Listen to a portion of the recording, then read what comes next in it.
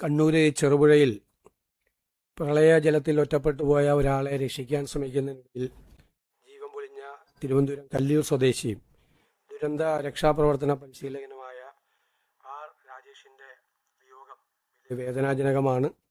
മുൻപും പ്രളയകാലത്ത് ഇദ്ദേഹം ഈ ദുരന്തമുഖങ്ങളിലെല്ലാം രക്ഷാപ്രവർത്തനം നടത്തിയിട്ടുള്ള ഒരാൾക്ക് സ്വന്തം ജീവൻ തണവൽഗണിച്ചാണ് അദ്ദേഹം മറ്റൊരാൾക്ക് ജീവൻ്റെ രാജേഷിൻ്റെ കുടുംബാംഗങ്ങളുടെയും ദുഃഖത്തിൽ പങ്കുചേരുന്നു. അദ്ദേഹത്തിന് സംസ്ഥാനത്തിൻ്റെ ബഹുമതി സ്റ്റേറ്റ് ഓണർ അദ്ദേഹത്തിന് നൽകാൻ തീരുമാനിച്ചിട്ടുണ്ട്. അദ്ദേഹത്തിൻ്റെ പൂർത്തിയാകാത്ത വീട് പൂർത്തിയാക്കി കൊടുക്കാനും ഉള്ള തീരുമാനമെടുത്തിട്ടുണ്ട്.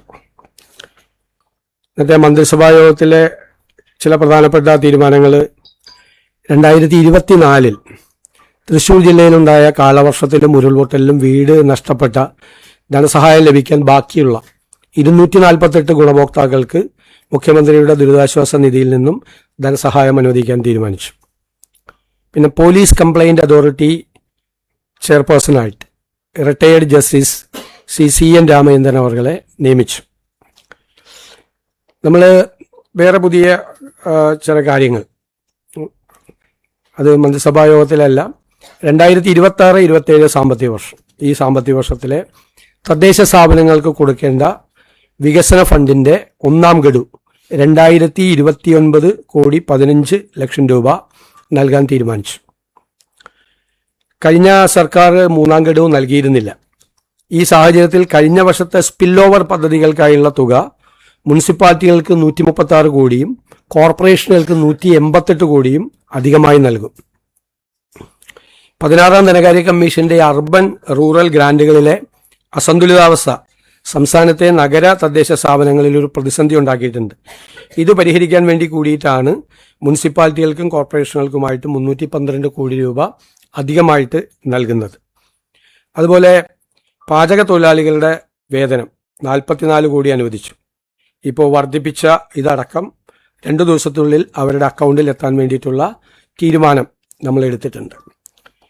കാലവർഷ കെടുതിയെ സംബന്ധിച്ച ഏറ്റവും പുതിയ വിവരം 462 ക്യാമ്പുകളാണ് സംസ്ഥാനത്ത് പ്രവർത്തിക്കുന്നത്. അതിൽ 27,048 പേര് ക്യാമ്പിലുണ്ട്. അതിൽ പത്തനംതിട്ടയിലെ 157, ആലപ്പുഴയിലെ 81, കോട്ടയത്ത് 154. ഇതാണ് ഏറ്റവും പ്രധാനപ്പെട്ട 3 ജില്ലകളിൽ ഏറ്റവും കൂടുതൽ ക്യാമ്പുള്ളത്. മറ്റതെല്ലാം 10 ബന്ധപ്പെട്ട് മാത്രമാണുള്ളത്. നമുക്ക് ഇതുവരെ റിപ്പോർട്ട് ചെയ്യപ്പെട്ടിട്ടുള്ള മരണങ്ങൾ 26 ആണ്. 11 പേർക്ക് അപകടം പറ്റിയിട്ടുണ്ട്. 4 പേര് മിസ്സിംഗ് ആണ്. അതുപോലെ 1882 ഹെക്ടർ കൃഷി സ്ഥലത്ത് നാശനഷ്ടം ഉണ്ടായിട്ടുണ്ട്. ഒരു 67.44 കോടി രൂപ ഇപ്പോഴത്തെ പ്രാഥമിക വിവരങ്ങൾ അനുസരിച്ച് നഷ്ടമുണ്ടായിട്ടുണ്ട്. 67.44 കോടി രൂപയാണ് പ്രാഥമിക റിപ്പോർട്ട് നാശനഷ്ടങ്ങളുടെ. ഫൈനൽ റിപ്പോർട്ട് വരുമ്പോൾ കുറച്ചുകൂടി കൂടും. ഇപ്പോൾ ഉള്ളത് ടോട്ടൽ നാശനഷ്ടം 1882 ഹെക്ടർ സ്ഥലത്താണ് കൃഷിനാശം ഉണ്ടായിരിക്കുന്നത്. കൃഷിനാശത്തിൻ്റെ ക്രോപ്പ് ഏരിയ ഡാമേജ് ആയിട്ടുള്ളത് അത് 23,537 കർഷകരെ അത് ബാധിച്ചിട്ടുണ്ട്. അപ്പോൾ സുപ്രധാനമായ ചില തീരുമാനങ്ങൾ കൂടി ക്യാബിനറ്റ് അംഗീകാരം നൽകിയിട്ടുണ്ട്. ഒന്ന്, നേരത്തെ പറഞ്ഞതുപോലെ മരണപ്പെട്ടവർക്ക് 8 ലക്ഷം രൂപ, 4 ലക്ഷം രൂപ SDRF-ൽ നിന്നും 2 ലക്ഷം രൂപ CMDRF-ൽ നിന്നും 2 ലക്ഷം രൂപ PMNRF-ൽ നിന്നും ഉൾപ്പെടെ 8 ലക്ഷം രൂപ മരിച്ചവർക്ക് കൊടുക്കും. അതുപോലെ ഈ വീട്ടിൽ വെള്ളം കയറിയ എല്ലാവർക്കും, അത് ഞാൻ പ്രത്യേകം പറയുന്നു, ഇപ്പോൾ കുറേ ആളുകൾ വന്ന് ക്യാമ്പിൽ രജിസ്റ്റർ ചെയ്യുന്നുണ്ട്. ക്യാമ്പിലെ രജിസ്ട്രേഷൻ അനുസരിച്ചിട്ടല്ല കൊടുക്കുന്നത്. ക്യാമ്പിൽ വരാത്തവർക്കും വീട്ടിൽ വെള്ളം കയറിയവർക്ക് കൊടുക്കും. ക്യാമ്പിൽ വന്നു എന്നതിൻ്റെ പേരിൽ വീട്ടിൽ വെള്ളം കയറിയിട്ടിലേക്ക് കൊടുക്കില്ല. അങ്ങനെ ഒരു തെറ്റായ ധാരണ പരക്കുന്നുണ്ട്. ചിലപ്പോൾ കുറേ ആളുകൾ വന്ന് രജിസ്റ്റർ ചെയ്യുന്നുണ്ട്. അപ്പോൾ വീട്ടിൽ വെള്ളം കയറിയ എല്ലാവരുടെയും വില്ലേജ് ഓഫീസറുടെ ഉദ്യോഗസ്ഥന്മാരുടെയും റിപ്പോർട്ട് അനുസരിച്ച് അവർക്ക് എല്ലാവർക്കും 10,000 രൂപ അവർക്ക് കൊടുക്കും. പിന്നെ മരിച്ചവരുടെ സംസ്കാര കർമ്മങ്ങൾ നടത്തുന്നതിന് വേണ്ടിയിട്ട് ഒരു 10,000 രൂപ അനുവദിച്ചിട്ടുണ്ട്. നേരത്തെ മുഴുവൻ ഡാമേജായ വീടുകൾക്ക് കൊടുത്തുകൊണ്ടിരുന്നത് 4 ലക്ഷം രൂപയാണ്. അത് 6 ലക്ഷം രൂപയാക്കി അത് വർദ്ധിപ്പിച്ചിട്ടുണ്ട്. പിന്നെ വീടും സ്ഥലവും പൂർണ്ണമായി നഷ്ടപ്പെട്ടു. കാരണം അവിടെ വീട് വെക്കാൻ പറ്റാത്ത അവസ്ഥ ഉണ്ടാവും ഈ ലാൻഡ് സ്ലൈഡും ലാൻഡ് സ്ലിപ്പും ഒക്കെ ഉണ്ടായ സ്ഥലത്ത്. അവിടെ നേരത്തെ കൊടുത്തിരുന്നത് 6 ലക്ഷം രൂപ സ്ഥലം മേടിക്കാനും 4 ലക്ഷം രൂപ വീടിനുമാണ്. 10 ലക്ഷം, അത് 12 ലക്ഷം രൂപയാക്കി അത് വർദ്ധിപ്പിച്ചിട്ടുണ്ട്. പിന്നെയുള്ള ഒരു 300 രൂപ വെച്ച് ഒരു കുടുംബത്തിലെ ഒരു റേഷൻ കാർഡിലെ 2 പേർക്ക് 300 രൂപ വെച്ച് ഡെയിലി കൊടുക്കും. അതുപോലെ അവർക്ക് അല്ലല്ല, അത് അവിടെ ഈ വീട്ടിൽ ബുദ്ധിമുട്ടുള്ളവർക്ക്, ഇങ്ങനെ വെള്ളം കയറി പ്രയാസപ്പെട്ടവർക്ക്, അതേപോലെ തന്നെ തിരിച്ചു വീട്ടിലേക്ക് പോയി അവിടെ താമസിക്കാൻ പറ്റാത്തവർക്ക്, അവർക്ക് ആ വീട്ടിൽ താമസിക്കാൻ പുതിയ വീട്ടിലോ അല്ലെങ്കിൽ ആ വീട് റെഡിയാവുന്നതുവരെ താമസിക്കാൻ വേണ്ടിയിട്ട് മാസം റെന്റ് കൊടുക്കാൻ വേണ്ടിയിട്ടുള്ള തീരുമാനം അതെടുത്തിട്ടുണ്ട്.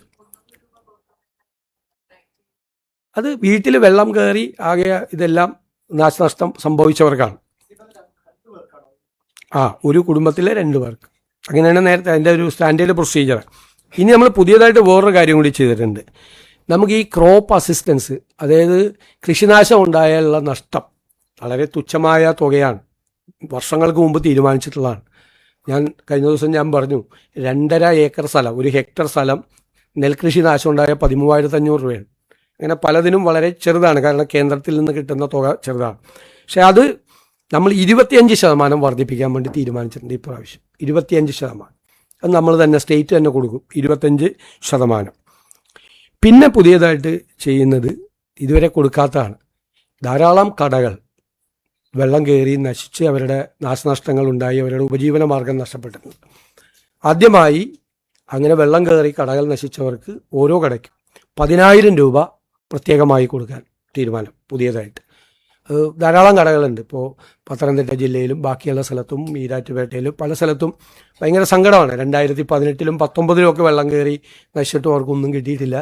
ഉപജീവന മാർഗമാണ്, സാധാരണക്കാരായ ആളുകളാണ് കൂടുതലുള്ളത്. അതൊരു പുതിയ തീരുമാനമാണ്. ഇതിനു മുമ്പ് അതുണ്ടായിരുന്നില്ല. പുതിയ തീരുമാനം, ഒരു 10,000 രൂപ കൂടി അവർക്ക് ഓരോരുത്തർക്കും കൊടുക്കാനുള്ള തീരുമാനം എടുത്തിട്ടുണ്ട്. പിന്നീട് ഈ MSMEകൾക്ക്, മൈക്രോ സ്മോൾ ആൻഡ് മീഡിയം എൻ്റർപ്രൈസസിന് ഉജ്ജീവന സോഫ്റ്റ് ലോൺ സ്കീം അത് നമ്മൾ നടപ്പാക്കും. അതിൻ്റെ ഭാഗമായിട്ട്, അതായത് SMEകൾക്കുണ്ട്, ട്രേഡ് നടത്തുന്നവർക്കുണ്ട്, ഇൻഡസ്ട്രിയൽ എൻ്റർപ്രൈസസിനുണ്ട്, അപ്രൂവ്ഡ് ആയിട്ടുള്ള ഹോം സ്റ്റേകൾക്കുണ്ട്, പിന്നെ ഈ പ്രളയം ബാധിച്ച ക്ഷീര കർഷകർക്കുണ്ട്, കിസാൻ കാർഡ് ഹോൾഡേഴ്സിനുണ്ട്, പിന്നെ ഈ പക്ഷികളെ, ഈ താറാവിനെയൊക്കെ വളർത്തുന്ന പോലുള്ള ഇത് വളർത്തുന്നവർക്കുണ്ട്, തേനീച്ച കർഷകർക്കുണ്ട്, ടൂറിസ്റ്റ് വെഹിക്കിളിൻ്റെ ഓണേഴ്സ് ഉണ്ട്, അതുപോലെ കൊമേഴ്സ്യൽ വെഹിക്കിളിൻ്റെ ഓണേഴ്സ് നാശനഷ്ടം ഉണ്ടായാൽ അവർക്കെല്ലാമാണ് ഈ സോഫ്റ്റ് ബാങ്ക് ലോൺസ് കൊടുക്കുന്നത്. അത് നമ്മൾ ഒരു 12 ലക്ഷം രൂപ വരെ ആണ് ഈ ലോൺ നമ്മൾ ബാങ്കുകളുമായിട്ട് അറേഞ്ച് ചെയ്യുന്നത്. അപ്പോൾ ഒരു 3 സ്കീമാണ് അതിൻ്റെ അകത്തുള്ളത്. ഒന്ന് 12 ലക്ഷം രൂപ വരെ കൊടുക്കുമ്പോൾ 25% ലോൺ എമൗണ്ടോ അല്ലെങ്കിൽ 3 ലക്ഷം രൂപയോ, ഏതാണ് ചെറുത്? 12 ലക്ഷം രൂപ ഉണ്ടെങ്കിൽ 3 ലക്ഷം രൂപ, അല്ലെങ്കിൽ 25% ലോൺ എമൗണ്ട്. ഏതാണ് ചെറുതെന്ന് പറഞ്ഞാൽ അത് മാർജിൻ മണിയായിട്ട് ഗവൺമെൻറ് ബാങ്കിലേക്ക് കൊടുക്കും, 3 ലക്ഷം രൂപ. ഇനി ചിലർക്ക് അതല്ല വേണ്ടത്, അവർക്ക് ഓപ്ഷനാണ്. മാർജിൻ മണി വേണ്ടെങ്കിൽ 5 കൊല്ലത്തേക്ക് അവരുടെ ഈ ലോണിൻ്റെ 9% പലിശ സർക്കാർ ബാങ്കിലേക്ക് നൽകും. അതാണ് ആ സോഫ്റ്റ് ലോൺ സ്കീം എന്ന് പറയുന്നത്. മൂന്നാമത്, ഇതിൻ്റെ തൊട്ട് മുമ്പ് ലോൺ എടുത്തു, ലോൺ എടുത്തിട്ട് അടയ്ക്കാൻ പറ്റുന്നില്ല. അപ്പോൾ അവർക്ക് കൂടി ഈ 9% ആ പലിശ 5 വർഷത്തേക്ക് കൊടുക്കാൻ. ഇങ്ങനെ ഒരു 3 തീരുമാനം അതുമായിട്ട് ബന്ധപ്പെട്ട്, സോഫ്റ്റ് ലോണുമായിട്ട് ബന്ധപ്പെട്ട് എടുത്താൽ. തീരപ്രദേശത്ത് വലിയ നാശം ഉണ്ടായിട്ടുണ്ട്. അപ്പോൾ അവിടെ ഈ പരമാവധി സ്ഥലത്ത് കടൽ ഭിത്തി പണിയാനുള്ള സ്കീമുകളൊക്കെ വേഗത്തിലാക്കാൻ തീരുമാനിച്ചിട്ടുണ്ട്. ആവശ്യമായ സ്ഥലത്ത് ജിയോ ബാഗുകൾ കൊടുക്കാൻ വേണ്ടിയിട്ട് നിർദ്ദേശം ഇറിഗേഷൻ ഡിപ്പാർട്ട്മെൻറ്റിന് കൊടുത്തിട്ടുണ്ട്. മത്സ്യത്തൊഴിലാളികളുടെ വർഷങ്ങളായിട്ടുള്ള ഒരു പരാതിയാണ് ഈ പുനർഗേഹം പദ്ധതിക്ക് തുച്ഛമായ തുകയാണ് കിട്ടുന്നത്, അവർക്ക് ഭയങ്കര പ്രയാസമാണ്. ആ പദ്ധതി ഒരു പുതിയ പദ്ധതിയായിട്ട് അത് ഉടൻ തന്നെ അത് പ്രഖ്യാപിച്ചു. അവർക്കുള്ള സഹായം, അവരുടെ പരാതികൾ പരിഹരിച്ച്, മത്സ്യത്തൊഴിലാളികളുടെ ആ പദ്ധതിയെക്കുറിച്ചുള്ള പരാതികളെല്ലാം പരിഹരിച്ച് തുക വർദ്ധിപ്പിക്കുന്ന കാര്യം അതിൻ്റെ പ്രപ്പോസൽ തരാൻ പറഞ്ഞിട്ടുണ്ട്. അതനുസരിച്ചിട്ടുള്ളൊരു പുതിയ പദ്ധതി അവർക്ക് വേണ്ടിയിട്ട്, മത്സ്യത്തൊഴിലാളികൾക്ക് വേണ്ടി അവർക്ക് പ്രഖ്യാപിക്കും. ഇതാണ് അതെ ഭവന പദ്ധതി. പിന്നെ അടുത്ത 5 ദിവസത്തേക്കുള്ള കാലാവസ്ഥാ പ്രവചനം നിങ്ങൾക്ക് കിട്ടിക്കാണും. കേരളത്തിൽ ഒറ്റപ്പെട്ട ഇടങ്ങളിൽ ഇന്ന് മുതൽ 5-ാം തീയതി മുതൽ 8-ാം തീയതി വരെ ശക്തമായ മഴയ്ക്കും ഓഗസ്റ്റ് 5-6 തീയതികളിൽ ഒറ്റപ്പെട്ട ഇടങ്ങളിൽ ശക്തമായ കാറ്റിനും സാധ്യത ഉണ്ടെന്ന് കേന്ദ്ര കാലാവസ്ഥാ വകുപ്പ് അറിയിച്ചിട്ടുണ്ട്. ഇന്നും നാളെയും ഓറഞ്ച് അലർട്ടാണ്. 5-ാം തീയതി പത്തനംതിട്ട, ആലപ്പുഴ, കോട്ടയം, ഇടുക്കി, എറണാകുളം, കോഴിക്കോട്, വയനാട്, കാസർഗോഡും 6-ാം തീയതി പത്തനംതിട്ട, കോട്ടയം, ഇടുക്കി, എറണാകുളവും. യെല്ലോ അലർട്ട് 5-ാം തീയതി തിരുവനന്തപുരം, കൊല്ലം, തൃശ്ശൂർ, പാലക്കാട്, മലപ്പുറമാണ്. ബാക്കി 6-ാം തീയതി ബാക്കി ജില്ലകളിലും ആണ് ഇത് കൊടുത്തിരിക്കുന്നത്. അതെല്ലാം വില്ലേജ് ഓഫീസുകളിൽ നിന്ന് കളക്ട് ചെയ്ത് വരുമല്ലോ. കൃഷിനാശത്തിൻ്റെ അഗ്രികൾച്ചർ ഡിപ്പാർട്ട്മെൻറ്റും ഒരു സ്റ്റാൻഡേർഡ് പ്രൊസീജിയർ ഉണ്ട്. അതിന് ആ നഷ്ടമുണ്ടായിരിക്കുന്ന കടകളുടെ എണ്ണം തരാൻ നമ്മൾ ആവശ്യപ്പെട്ടിട്ടുണ്ട്.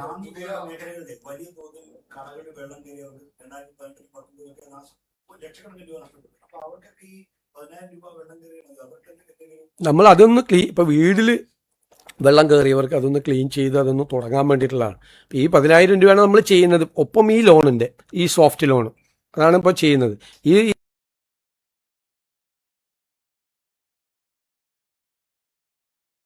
ഇതിലാണ് ചെറിയ കടക്കാർ തൊട്ടുണ്ട് മീഡിയം. ഞാനതാണ് പറയാൻ പോകുന്നത്. ഞാനൊരു വളരെ പ്രധാനപ്പെട്ട പദ്ധതി നമ്മുടെ ബജറ്റിൽ പ്രഖ്യാപിച്ചതുപോലെ ഇന്ത്യക്ക് മോഡലായ ഒരു ഡിസാസ്റ്റർ മാനേജ്മെൻറ്റ് റെസീലിയൻസ് പ്രോഗ്രാം കേരളത്തിൽ നടപ്പാക്കും. അതിൽ ക്ലൈമറ്റ് പ്രഡിക്ഷന് ഏറ്റവും ആധുനികമായ സങ്കേതങ്ങൾ, ലോകത്തുള്ള ഏറ്റവും ആധുനികമായ സങ്കേതങ്ങൾ ഉപയോഗിക്കും. ക്ലൈമറ്റ് പ്രഡിക്ഷൻ, അതിൻ്റെ വാർണിംഗ് സിസ്റ്റം ഇഫക്റ്റീവ് ആക്കും. പിന്നെ ഫ്ലഡ് മാപ്പിംഗ്, ഈ പറയുന്ന പ്രോൺ ആയിട്ടുള്ള ഏരിയ, അപകട സാധ്യതയുള്ള സ്ഥലങ്ങളിലെല്ലാം ഫ്ലഡ് മാപ്പിംഗ് നടത്തി അത് നേരത്തെ പ്രഖ്യാപിച്ച ഫലപ്രദമായ ഏറ്റവും ഇഫക്റ്റീവ് ആയിട്ടുള്ളൊരു ഡിസാസ്റ്റർ മാനേജ്മെൻറ്റ് റെസീലിയൻസ് സിസ്റ്റം കൊണ്ടുവരും. അതിൻ്റെ ഭാഗമായിട്ട് ഡാമുകളിലെ മണൽ മാറ്റും. കാരണം ഡാമുകളിൽ നന്നായി മണലും ചെളി അടിഞ്ഞിട്ടുണ്ട്. അപ്പോൾ നല്ല മഴ കുറച്ച് നിരന്തരമായി പെയ്തു കഴിഞ്ഞാൽ ആ ഡാമുകൾ നിറഞ്ഞു കവിയുന്ന സ്ഥിതി വരും. ഇപ്പം മഴ പെയ്യായിരുന്നത് കൊണ്ടാണ് നമ്മളൊരു 50%, 52% ഒക്കെ ആയിട്ട് ഡാമിലെ ജലശേഖരം നിൽക്കുന്നത്. അപ്പോൾ ഡാമിലെ ഡീസിൽറ്റ് ചെയ്യും. അതോടൊപ്പം നദികളിൽ 2018 അടിഞ്ഞിരിക്കുന്ന മണ്ണാണ് ഈ പ്രശ്നം. മണ്ണും ചെളിയുമാണ്. മണ്ണും ചെളിയും വേസ്റ്റും ഒക്കെ കെട്ടിക്കിടക്കുകയാണ്. നമുക്ക് പലതരത്തിൽ അത് ബാധിക്കുന്നുണ്ട്. കാരണം നമ്മുടെ ആരോഗ്യത്തെ ബാധിക്കുന്നുണ്ട്. മാത്രമല്ല ചെറിയ മഴ പെയ്താൽ അപ്പം തന്നെ ഫ്ലഡ് ആവുകയാണ്. അപ്പോൾ ഇത് റിമൂവ് ചെയ്യാൻ വേണ്ടിയിട്ടുള്ള സ്കീം റവന്യൂ ഡിപ്പാർട്ട്മെൻറ്റും ജലസേചന വകുപ്പും കൂടി ആവിഷ്കരിക്കാൻ പറഞ്ഞിട്ടുണ്ട്. ഈ മഴ മാറിക്കഴിഞ്ഞാൽ ഇമ്മീഡിയറ്റ് ആയിട്ട്, ഇത് അടുത്ത വർഷം ഇത് വരാൻ വേണ്ടി കാത്തിരിക്കാതെ, നമ്മളിപ്പോൾ റൂം ഫോർ റിവർ എന്നും പറഞ്ഞിട്ട് നടന്നില്ലല്ലോ. അപ്പോൾ അത് വളരെ വ്യക്തമായിട്ട് ഈ നദികളിലെ ഈ മണലടിഞ്ഞിരിക്കുന്നത് മാറ്റാൻ വേണ്ടിയിട്ടുള്ളത് ചെയ്യും. അത് നീക്കുമ്പോൾ തന്നെ നമുക്കൊരു 50-60% പ്രശ്നങ്ങൾക്ക് പരിഹാരം ഉണ്ടാവും. ഡാമുകളിലെ മണൽ ഡീസിൽറ്റ് ചെയ്യുമ്പോഴും ഈ പുഴയിലെ മണൽ നീക്കുകയും ചെയ്യുമ്പോഴേക്കും വലിയ വ്യത്യാസം ഉണ്ടാവും.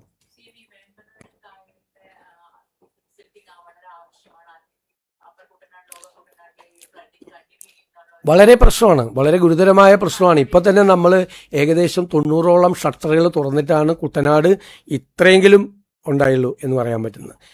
അത് തുറക്കും. വേമ്പനാട് കായലിൽ ഡ്രഡ്ജ് ചെയ്യേണ്ടി വരും. അതുപോലെ പമ്പയിലും വ്യാപകമായിട്ട്, അതാണ് പമ്പയിലെ പ്രശ്നമാണല്ലോ ഈ ഒരുപാട് സ്ഥലങ്ങളിൽ വിഷയം ഉണ്ടാകുന്നത്. അത് വളരെ ശ്രദ്ധിക്കും. പിന്നെ ഡാം മാനേജ്മെൻറ്റിന് ഏറ്റവും ആധുനികമായ സംവിധാനങ്ങൾ. ഇപ്പം ഡാം മാനേജ്മെൻ്റ് എന്ന് വെച്ചാൽ ഡാമിലേക്കുള്ള വെള്ളത്തിൻ്റെ ഇൻഫ്ലോ, അതിൻ്റെ ഔട്ട്ഫ്ലോ, കാച്ച്മെൻ്റ് ഏരിയയിലെ മഴയുടെ അളവ്, ആ മഴ പെയ്യാനുള്ള സാധ്യത, പിന്നെ റിവർ വാലിയിലെ താഴെയുള്ള റിവർ വാലിയിലെ വെള്ളത്തിൻ്റെ നില, അവിടെ മഴ പെയ്യാനുള്ള സാധ്യത, ഇത്രയും കാര്യങ്ങൾ കണക്ട് ചെയ്തിട്ടാണ് ഡാം മാനേജ്മെൻറ്റ് ഡാം തുറക്കുന്നത്. അത് ഏറ്റവും ഫലപ്രദമായി അതൊരു AI ഡ്രിവൺ സംവിധാനം ഉണ്ടാക്കിയിട്ടുള്ള ഒരു ഡാം മാനേജ്മെൻറ്റ് സിസ്റ്റം കൂടി നമ്മൾ ചെയ്യും. അതിൻ്റെയും പ്രവർത്തനങ്ങൾ നമ്മൾ ആരംഭിച്ചിട്ടുണ്ട്. ബജറ്റിൽ പ്രഖ്യാപിച്ചതാണ്. കാരണം നമ്മൾ പ്രതിപക്ഷത്തിരിക്കുമ്പോൾ തന്നെ ഇൻ്റർ ഗവൺമെൻറ് പാനൽ ഓഫ് ക്ലൈമറ്റ് ചേഞ്ചിൻ്റെ റിപ്പോർട്ടും അതിനുമ്പോൾ നാസ അനാലിസിസും നമ്മൾ നിയമസഭയിൽ കൊണ്ടുവന്നാണ്. ഇതിൻ്റെ ഗുരുതരാവസ്ഥ മനസ്സിലാക്കിയിട്ട്, അത് മനസ്സിലാക്കിയത് കൊണ്ടാണ് കേരളം ഒരു വളരെ ശ്രദ്ധിക്കേണ്ട, ഇന്ത്യയിൽ തന്നെ ഏറ്റവും ശ്രദ്ധിക്കേണ്ട ഒരു പ്രധാനപ്പെട്ട സ്ഥലമാണ്. അറബിക്കടലും പഴയതുപോലെയല്ല, വലിയ മാറ്റമുണ്ടായി ഹോക്കിക്കെല്ലാം ശേഷം. ഇതെല്ലാം കണക്കാക്കിയിട്ടുള്ള ഏറ്റവും സയൻറ്റിഫിക് ആയിട്ടുള്ള, ഏറ്റവും ശാസ്ത്രീയമായും ഫലപ്രദമായിട്ടുള്ള ഒരു സംവിധാനം, നമ്മുടെ ഒരു സ്വപ്നം, ആഗ്രഹം, അത് ഇന്ത്യക്ക് തന്നെ മോഡലായിട്ടുള്ള ഒരു റെസിലിയൻസ് സിസ്റ്റം നമ്മൾ കൊണ്ടുവരണമെന്നാണ്. അതിൻ്റെ നടപടിക്രമങ്ങൾ ആരംഭിച്ചിട്ടുണ്ട്. വിവിധ ഡിപ്പാർട്ട്മെൻറ്റുകളെ ഏകോപിപ്പിച്ചുകൊണ്ടുള്ള ഫലപ്രദമായ ഒരു പോളിസിയും പ്രഖ്യാപിക്കും, അത് നടപ്പിലാക്കുകയും ചെയ്യും. അല്ല, സ്വാഭാവികമായിട്ട് അത് ഡിസാസ്റ്റർ മാനേജ്മെൻറ്റ് റെസിലിയൻസ് സെൻറ്റർ എന്ന് പറഞ്ഞാൽ ഏറ്റവും മോഡേൺ ആക്കുവാണ്. ഇപ്പോഴുള്ളത് പോരല്ലോ, നമുക്ക് കുറേ കൂടി ഇമ്പ്രൂവ് ചെയ്ത് കുറേ കൂടെ ബെറ്ററാക്കി ലോകത്ത് അവൈലബിൾ ആയിട്ടുള്ള എല്ലാ സാധ്യതകളും പരിശോധിച്ച് ചെയ്യുകയാണ്. നല്ലൊരു ടീം അതിനുവേണ്ടി വർക്ക് ചെയ്യും. നല്ലൊരു ടീം, ഒരുപാട് പ്രഗത്ഭരായ ആളുകൾ അതിന് സന്നദ്ധരായിട്ട് വന്നിട്ടുണ്ട്. അവർ പല സ്ഥലം, ഇപ്പോൾ ക്ലൈമറ്റ് പ്രഡിക്ഷനിൽ വലിയ നല്ല പ്രിസിഷനുള്ള ആളുകൾ, കൃത്യമുള്ള ആളുകൾ, പിന്നെ ഡിസാസ്റ്റർ മാനേജ്മെൻറ്റിലെ എക്സ്പേർട്ടുകൾ തുടങ്ങിയ സ്ഥലത്ത് പല സംസ്ഥാനങ്ങളും കുറേ അഡ്വാൻസ് ചെയ്തു. ഇപ്പോൾ ഒറീസയൊക്കെ നമുക്ക് ഓർമ്മയില്ല, 78 സൈക്ലോൺ ഉണ്ടായപ്പോൾ 1.5 ലക്ഷം പേര് മരിച്ചെന്നാണ് പറഞ്ഞത്. എത്ര പേര് മരിച്ചെന്നൊരു കണക്കുണ്ടായിരുന്നു. പക്ഷെ അവർക്ക് ഒരു 2-3 കൊല്ലം മുമ്പ് ഒരു സൈക്ലോൺ ഉണ്ടായപ്പോൾ അവരുടെ കാഷ്വാലിറ്റി 2 കുറയ്ക്കാൻ പറ്റി. ഒറീസ പോലുള്ളൊരു പിന്നോക്കം നിൽക്കുന്ന സംസ്ഥാനം പോലും ഇക്കാര്യത്തിൽ വളരെ മുന്നോട്ട് പോയി. നമുക്ക് മുന്നോട്ട് പോകാൻ കഴിഞ്ഞിട്ടില്ല. അപ്പം അത് അല്ല ആ കാലത്ത് ഏറ്റവും ഇന്ത്യയിലെ ഏറ്റവും ബാക്ക്വേർഡ് സ്റ്റേറ്റുകളിൽ ഒന്നായിരുന്നു അവർ, ഇല്ലേ? അവരവിടെ നിന്ന് ഈ അവരുടെ സിസ്റ്റം, കാരണം ഇപ്പോഴും ഭയങ്കര പ്രശ്നമുള്ള സ്ഥലമായിരുന്നു ഒറീസ. നമ്മളൊക്കെ നമ്മുടെ ചെറുപ്പത്തിലേക്ക് വായിച്ച് നമുക്കറിയാവുന്ന ഭയങ്കര മാറ്റമാണ്. ഞങ്ങൾ ഒരുപാട് മോഡൽസ് കൂടി എല്ലാ സ്ഥലത്തു നിന്നും നമ്മൾ എടുത്തിട്ടുണ്ട്. നമ്മുടെ ലോക്കലൈസ് ചെയ്ത് കേരളത്തിൻ്റെ ടോപ്പോഗ്രഫിയും മറ്റ് കാര്യങ്ങളും എല്ലാം പരിശോധിച്ച് ഉള്ള ഏറ്റവും ഒരു ഫലപ്രദമായ സിസ്റ്റത്തെക്കുറിച്ചാണ് നമ്മൾ ആലോചിക്കുന്നത്.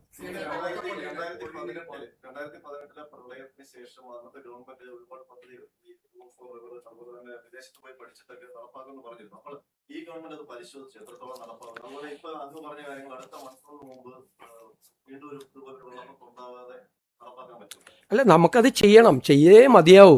കേരളം അത് ചെയ്തേ മതിയാവും. ഞാനിപ്പോൾ കഴിഞ്ഞ ഗവൺമെൻറ് ചെയ്യാത്തതിനെക്കുറിച്ച് കുറ്റപ്പെടുത്തലല്ലോ ഇപ്പോഴത്തേത്. നമുക്ക് ചെയ്യണമായിരുന്നു. കാരണം ഹോക്കി കഴിഞ്ഞിട്ടുണ്ടായ ഒരു വലിയ മാറ്റം, ഈ ക്ലൈമറ്റ് ചേഞ്ചിലേക്ക് ഉണ്ടായ മാറ്റം പരിശോധിക്കണം. ഞങ്ങൾ അന്ന് നിയമസഭയിൽ പ്രതിപക്ഷത്തിരിക്കുമ്പോഴും ഒരു പൊളിറ്റിക്കൽ സാധനമായിട്ടല്ല ഈ IPCC റിപ്പോർട്ടും. കേരളത്തിലുണ്ടായ മാറ്റമാണ്. ആ മാറ്റത്തിനനുസരിച്ച് കേരളം തയ്യാറെടുപ്പ് നടത്തണം. നമ്മൾ പറഞ്ഞില്ലേ, ഇപ്പോൾ റൂം ഫോർ റിവർ എന്നുള്ള ആശയമൊക്കെ നല്ലതാണ്, പക്ഷെ നടപ്പാക്കാൻ പറ്റിയില്ലല്ലോ നമുക്ക്. അതല്ലേ പ്രശ്നം.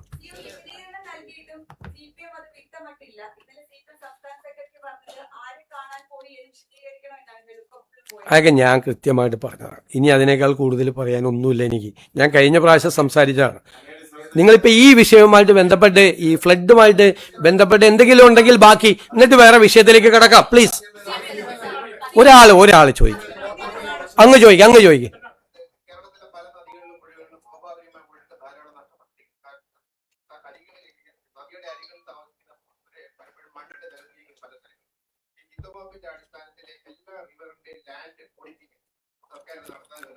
ഉറപ്പായിട്ട് ഇത് അതിൻ്റെ ഭാഗമാണ്. ലാൻഡ് ഓഡിറ്റിങ് നടത്തണം. കുറേ സ്ഥലങ്ങൾ, റിവർ സ്ഥലങ്ങൾ കയ്യേറ്റം നടത്തിയിട്ടുണ്ട്. പിന്നെ ഉള്ളത് ഈ പുഴയിലേക്ക് വരുന്ന ഈ വെള്ളം വരുന്ന കനാലുകൾ, തോടുകൾ, അതെല്ലാം നമ്മൾ ശ്രദ്ധിക്കാൻ വേണ്ടി ഒരു രജിസ്ട്രിയുടെ കാര്യം കഴിഞ്ഞാൽ ഞാൻ ക്യാബിനറ്റിൻ്റെ മീറ്റിങ്ങിൽ പറഞ്ഞില്ലേ, അതിൽ ഇതുകൂടി നമ്മൾ ഇൻക്ലൂഡ് ചെയ്തിട്ടുണ്ട് യഥാർത്ഥത്തിൽ. അല്ല, അത് വളരെ പ്രസക്തമായ ചോദ്യം അങ്ങ് ചോദിച്ചു.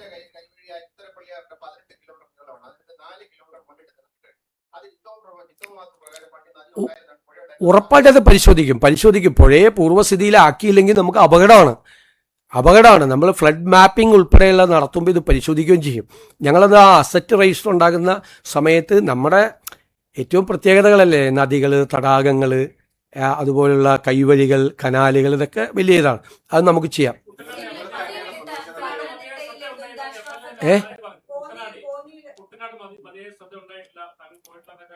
ഞാൻ എല്ലാ സ്ഥലത്തും അതിന് പോയിട്ടില്ലല്ലോ.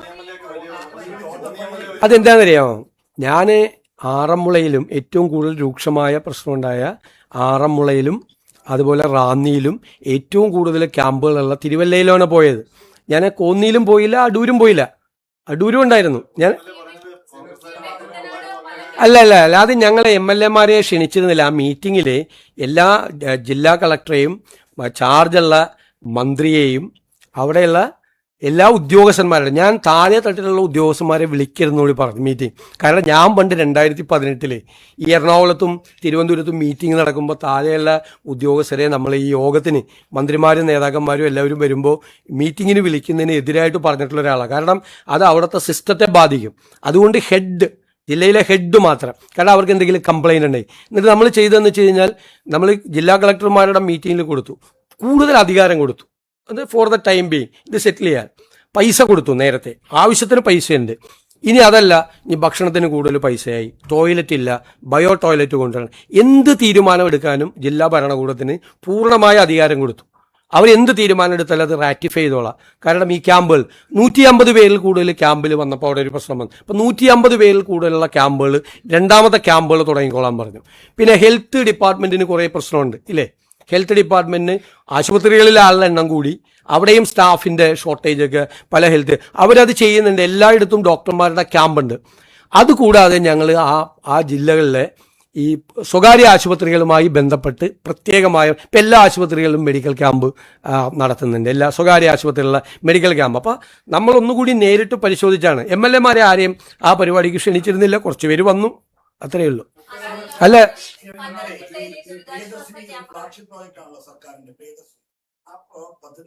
അല്ല ഇതൊന്ന് തീർത്തോട്ടെ, ഇത് ഫ്ലഡ് ഒന്ന് തീർത്തോട്ടെ.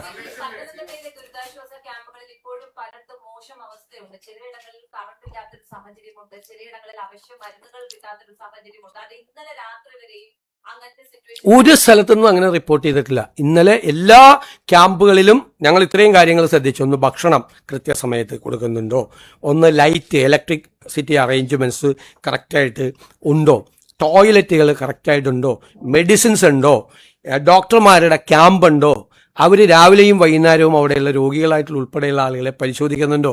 ഈ കൃത്യമായിട്ട് ഒരു പരാതി പത്രം, ഞാൻ അവിടെ നിന്നാണ് വരുന്നത്, ഇന്നലെ ഒരു പരാതിയില്ല. ഏതെങ്കിലും ഒരു സ്ഥലത്ത് പരാതി ഉണ്ടെങ്കിൽ വിളിച്ചു പറഞ്ഞാൽ അത് അഡ്രസ്സ് ചെയ്യാനുള്ള സിസ്റ്റം അവിടെ ഉണ്ട്. പക്കയായിട്ടാണ് അവർ വർക്ക് ചെയ്യുന്നത്. അവരെ നിരാശപ്പെടുത്തല്ലേ. അവർ പല ദിവസവും പലരും ഉറങ്ങിയിട്ട് പോലുമില്ല.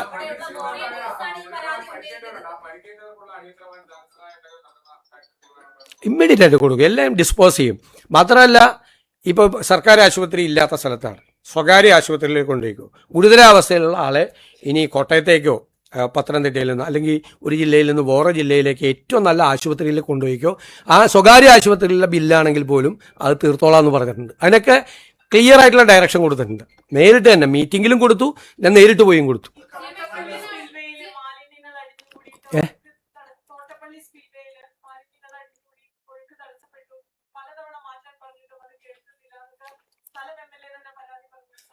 അല്ല, അതെല്ലാം ക്ലിയർ ചെയ്യാൻ പറഞ്ഞിട്ടുണ്ട് എല്ലാ സ്ഥലത്തും. ഇപ്പം നമുക്ക് ഈ ഒരാഴ്ച കൊണ്ട് ഇതെല്ലാം മാറ്റാൻ പറ്റില്ലല്ലോ. മാലിന്യങ്ങൾ അടിഞ്ഞുകൂടുന്നത് മാറ്റാൻ വേണ്ടിയിട്ടുള്ള സംവിധാനം ചെയ്തിട്ടുണ്ട്. ഷട്ടർ തുറക്കാൻ വേണ്ടിയിട്ടുള്ള ചെയ്തിട്ടുണ്ട്. ഷട്ടർ തുറന്നുകൊണ്ടാണ് അവിടെ എല്ലാം മറ്റേ തണ്ണീർമുക്കത്തും മറ്റ് എല്ലാ സ്ഥലത്തും ഷട്ടർ തുറന്നുകൊണ്ടാണ്. എന്നാലും അപ്പർ കുട്ടനാട് നമുക്കറിയാമല്ല, പ്രശ്നബാധിതമായ സ്ഥലമാണ്. ഞാൻ വേറെ എന്തെങ്കിലും ചോദിക്കും, അത് പറഞ്ഞല്ലോ.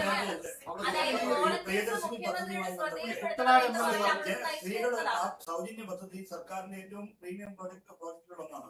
അവിടെ സ്ത്രീകൾ തള്ളിക്കയറുന്നു എന്ന് പറയുന്ന ഒരു ആക്ഷേപകരമായ, ഞാനത് മന്ത്രി അതിനെക്കുറിച്ച് വിശദീകരണം നൽകി. അദ്ദേഹം തെറ്റുപറ്റിയതിൽ ഖേദവും പ്രകടിപ്പിച്ചു. പിന്നെ ഇനി അത് വിവാദമാക്കേണ്ട ആവശ്യമില്ല.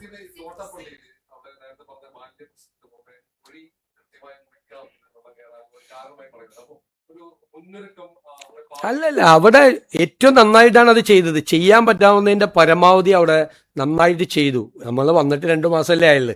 2 മാസം ഞങ്ങൾ വന്ന ഉടനെ തന്നെ പ്രീ മൺസൂൺ മീറ്റിംഗ് എല്ലാം വിളിച്ചു കൂട്ടി. ജില്ലാ കളക്ടർമാരോട് നോക്കാം, ഹൈവേ കുറിച്ച് പേടിയുണ്ടായിരുന്നു. എല്ലാ ജില്ലാ കളക്ടർമാരോടും ഹൈവേയുടെ കുഴപ്പമുള്ള സ്ഥലങ്ങളിൽ പോയി നോക്കാൻ പറഞ്ഞു. ഇതുപോലത്തെ പ്രദേശങ്ങൾ ആലപ്പുഴ ജില്ലാ കളക്ടർക്ക് പ്രത്യേകമായിട്ടുള്ള ഇത് കൊടുത്ത് എല്ലാം ചെയ്തിട്ടുണ്ട്. ഇനി അത് എന്തെങ്കിലും കറക്റ്റ് ചെയ്യാനുണ്ടെങ്കിൽ അത് കറക്റ്റ് ചെയ്യും.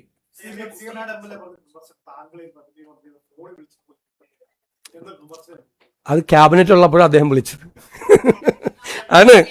അതെ, ഇപ്പം ഞാനിപ്പോൾ ലിജുവിൻ്റെ മന്ത്രി ലിജുവിൻ്റെ ആലപ്പുഴയിലുള്ള ചാർജുള്ള മന്ത്രി, അദ്ദേഹം കൂടിയ 2 യോഗത്തിൽ ഇദ്ദേഹം പങ്കെടുത്തിരുന്നു. ഇപ്പം അദ്ദേഹം വിളിച്ചിട്ട് കിട്ടിയില്ല എന്ന് പറയുന്നത് ക്യാബിനറ്റ് ഇവിടെ കൂടിക്കൊണ്ടിരിക്കുമ്പോഴാണ്. ലിജുവിൻ്റെ ഫോണിൽ നമ്പർ കിടക്കുന്നുണ്ട്.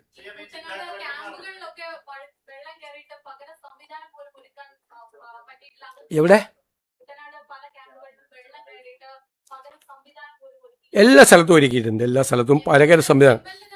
ഒന്നുമില്ല, പകരം MLA തന്നെ ചെയ്യാമല്ലോ. MLA തന്നെ ഉണ്ട് അവിടെ, ജില്ലാ കളക്ടർ കൊടുക്കും. കഴിഞ്ഞ തവണ സജി ചെറിയാൻ വിളിച്ച സമയത്ത് അന്നത്തെ സംസ്ഥാന സർക്കാർ പിടിപ്പുകേടാണെന്നാണ് പ്രതിപക്ഷം പറഞ്ഞത്. പക്ഷെ ഇപ്പോ ആ കുട്ടനാട് അങ്ങനത്തെ ഒരു വിഷയം അവിടെയില്ല. വെള്ളം കയറിയ സ്ഥലത്ത് വേറെ ക്യാമ്പിലേക്ക് മാറ്റും.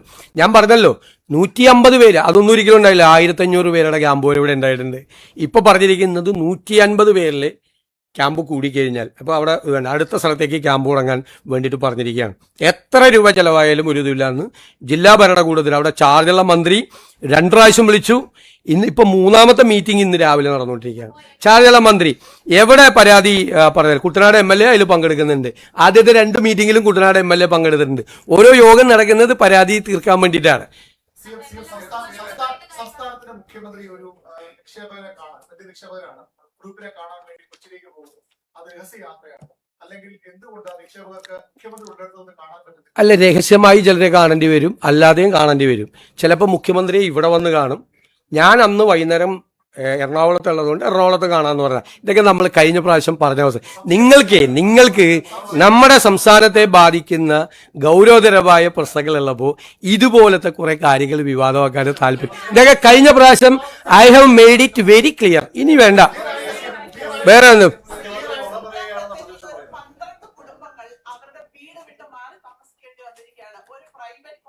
എവിടെയാണ്?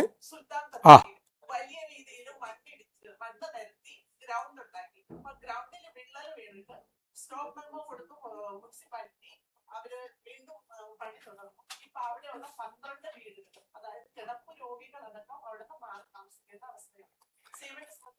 ഉറപ്പായിട്ടും അത് അറിഞ്ഞിട്ടുണ്ട്. അവിടെ നിന്നുള്ള മന്ത്രി അത് റിപ്പോർട്ട് ചെയ്തിട്ടുണ്ട്. വേണ്ട നടപടികൾ സ്വീകരിക്കാൻ പറഞ്ഞിട്ടുണ്ട്. അവർക്ക് താമസിക്കാനുള്ള സൗകര്യം അങ്ങനെ വരുമ്പോൾ അവർക്കൊരു വീട്ടിൽ താമസിക്കാൻ പറ്റാവുന്ന സമയം വരെ അവർക്ക് റെന്റ് കൂടി കൊടുത്ത് വീട് താമസിക്കാനുള്ള അറേഞ്ച്മെന്റ്സ് ചെയ്യാൻ പറഞ്ഞിട്ടുണ്ട്. പ്രത്യേകിച്ച് അത് പരിശോധിക്കുകയും ചെയ്യും, നടപടികൾ സ്വീകരിക്കുകയും ചെയ്യും.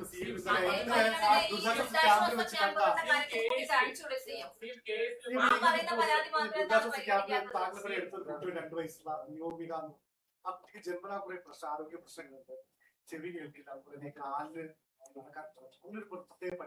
തീർച്ചയായിട്ടും അങ്ങനത്തെ ഏത് കേസ് നമ്മൾ വന്നു കഴിഞ്ഞാലും പരിശോധിക്കും. ഇന്നലെ അതുപോലെ കഴിഞ്ഞ 2018 പ്രളയത്തിൽ 7 കടകൾ നഷ്ടപ്പെട്ട് പിന്നീട് വലിയ ക്യാൻസർ രോഗിയായി മാറി ആയ എബിയുടെ കഥ മാധ്യമങ്ങൾ തന്നെ പ്രസിദ്ധീകരിച്ചു. അദ്ദേഹം എന്നെ കാണാൻ വന്നിരുന്നു. കോടതിയിൽ നിന്ന് പോലും ഡയറക്ഷൻ കൊടുത്താണ് അദ്ദേഹത്തിന് നഷ്ടപരിഹാരം കൊടുക്കാൻ വേണ്ടിയിട്ട്. അപ്പോൾ അദ്ദേഹത്തിൻ്റെ പരാതി കിട്ടിയിരുന്നു. അത്രയും കാര്യങ്ങൾ തീർച്ചയായിട്ടും നമ്മൾ ചെയ്യും. അങ്ങനത്തെ ഏത് വിഷയം വന്നാലും അപ്പോൾ അഡ്രസ്സ് ചെയ്യാനുള്ള ഒരു സംവിധാനം നമുക്കുണ്ട്. പ്രത്യേകമായ ചികിത്സ കൊടുക്കേണ്ട കുട്ടികൾക്ക് കൊടുക്കും. പ്രത്യേകിച്ച് നമ്മൾ ഫിസിക്കലി ഡിസേബിൾഡ് ആയ ആളുകൾക്ക് ഒരു വലിയ പ്രോജക്റ്റ് പ്രഖ്യാപിക്കാൻ വേണ്ടിയിട്ടുള്ള തയ്യാറെടുപ്പുകളാണ്. നോ ബാരിയേഴ്സ് ഉൾപ്പെടെയുള്ള എല്ലാ സ്ഥലങ്ങളിലും സിംഗിൾ കേസ് ഇപ്പോൾ കുട്ടികളുടെ പലയിടത്തും വന്നു. കുട്ടികൾക്ക് അഡ്മിഷൻ ഇപ്പോൾ കൊച്ചിൻ യൂണിവേഴ്സിറ്റിയിൽ ഒരു കുട്ടിക്ക് അവിടെ MBAക്ക് അഡ്മിഷൻ കിട്ടി. MBAക്ക് അഡ്മിഷൻ അവിടെ കിട്ടുകയെന്ന് വെച്ചാൽ written test, interview, group discussion എല്ലാം കഴിഞ്ഞ് ആണ് കിട്ടുന്നത്.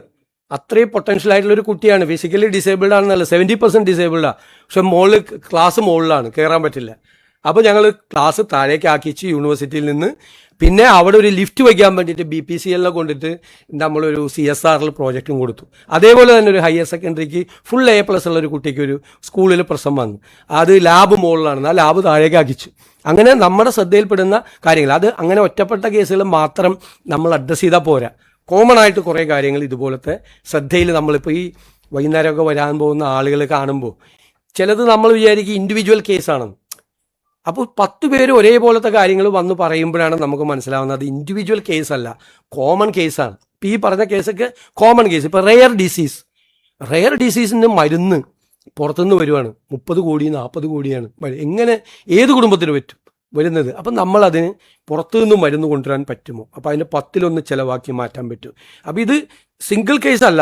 ചിലപ്പോൾ അതേപോലത്തെ ഒരേപോലത്തെ കേസുകൾ വരുമ്പോൾ അതൊരു കോമൺ മാറ്ററാണ്. അപ്പം നമ്മുടെ ഓഫീസിൽ നമ്മൾ CMOയിൽ അത്തരം കാര്യങ്ങൾ പരിശോധിക്കാൻ വേണ്ടിയിട്ട് ഒന്നിലധികം കേസുകൾ കോമൺ കേസായിട്ട് കേരളത്തിൻ്റെ വിവിധ ഭാഗങ്ങളിൽ നിന്ന്, ഇത് ഞാനൊരു ഉദാഹരണം പറഞ്ഞാൽ അത് പരിശോധിച്ചിട്ട് അതിൽ ഇടപെടാൻ വേണ്ടിയിട്ടും അതിൽ നടപടിയെടുക്കാൻ വേണ്ടിയുള്ള കാര്യം ചെയ്യും. അല്ലാതെ നമ്മൾ ഈ പെറ്റീഷൻ മേടിച്ച് വയ്ക്കുക, പെറ്റീഷൻ എടുത്ത് വയ്ക്കുക, നോക്കാമെന്ന് പറയുക എന്നല്ല. അത് ഓരോന്നും പരിശോധിച്ചിട്ടുള്ളൊരു വലിയ സംവിധാനം നമ്മൾ ചെയ്തിട്ടുണ്ട്. അത് കുറച്ചുകൂടി കഴിയുമ്പോൾ കുറച്ചുകൂടി ഇഫക്റ്റീവ് ആക്കാൻ പറ്റും. കാരണം ഡാഷ്ബോർഡ് കൂടെ വെച്ച് ഡാറ്റ ഡ്രിവൺ ആക്കി കഴിയുമ്പോൾ നമുക്ക് ചിലപ്പോൾ നമ്മുടെ ഒരു ഫോൺ കോളും ഉണ്ട്, ചിലപ്പോൾ നമ്മുടെ ഒരു ഉത്തരവ് കൊണ്ട് ഈ വർഷങ്ങളായി പരിഹരിക്കാതെ കിടക്കുന്ന പ്രശ്നങ്ങൾ പരിഹരിക്കാൻ നമുക്ക് പറ്റും. തീർച്ചയായിട്ടും അക്കാര്യത്തിൽ പ്രത്യേകമായി ശ്രദ്ധിക്കും. നിങ്ങൾ ആദ്യം ഞാൻ പ്ലീസ് നിങ്ങളൊന്ന് പറയാം.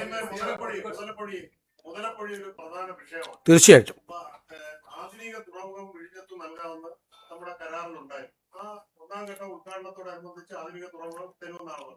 ആധുനിക തുറമുഖം തന്നതുമില്ല. ഈ മുതലപ്പൊഴി ഇത് ദുരന്തമാണ്. അപ്പൊ ഒന്നെങ്കിലും അടയ്ക്കുക. ഇവിടെ ആധുനിക തുറമുഖം മുതലപ്പൊഴിയെ സംബന്ധിച്ചുള്ള അടിയന്തര തീരുമാനം ഉണ്ടാവും. അടുത്ത ആഴ്ച മീറ്റിംഗ് വെച്ചിട്ടുണ്ട്. ഫാദർ യൂജിൻ ബരേരയുടെ നേതൃത്വത്തിൽ അവിടുത്തെ വൈദികർ വന്ന് അവിടെ കണ്ടിരുന്നു. ഞാൻ നേരത്തെ പല പ്രാവശ്യം പോയിരുന്നു. മുതലപ്പൊഴിക്ക് അത്യാവശ്യമായിട്ടുള്ള നടപടികൾ ഇപ്പോൾ സ്വീകരിക്കും, പെട്ടെന്ന് തന്നെ സ്വീകരിക്കും. അതായത് ഷോർട്ട് ടൈമിൽ ചെയ്യേണ്ട കാര്യങ്ങൾ ഇമ്മീഡിയറ്റ് ആയിട്ട് ഈ ആഴ്ച തന്നെ ചെയ്യും. ലോങ് ടൈമിൽ മുതലപ്പൊഴിയിൽ ചെയ്യേണ്ട കുറേ കാര്യങ്ങളുണ്ട്, അതുകൂടി ഏർപ്പെടുത്തും. മുതലപ്പൊഴി ഗവൺമെന്റിന്റെ പ്രത്യേക പരിഗണനയിലുണ്ട്.